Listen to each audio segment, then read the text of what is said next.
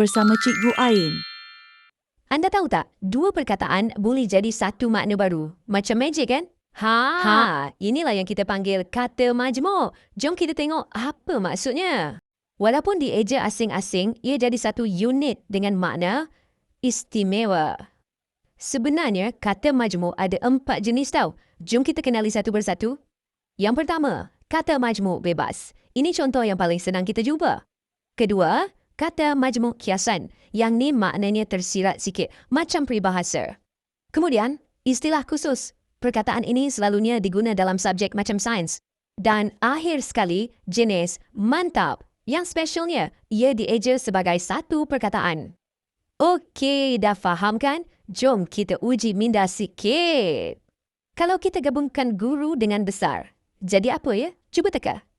Jadi, guru besar. Maksudnya, ketua semua guru di sekolah. Pandai. Okey, cuba yang ni pula. Ringan tambah tulang. Ingat, ini kiasan ya. Betul. Ringan tulang maksudnya orang yang suka menolong. Bagus. Soalan terakhir. Tanda campur. Tangan. Ini jenis yang mana satu agaknya? Jadi tanda tangan. Ingat kan? Ini jenis mantap. Dieja bercantum sekali. Okey, jom kita ulang kaji. Ingat, kata majmuk ada 4 jenis penting. Sekarang, cuba cari kata majmuk lain di sekeliling awak.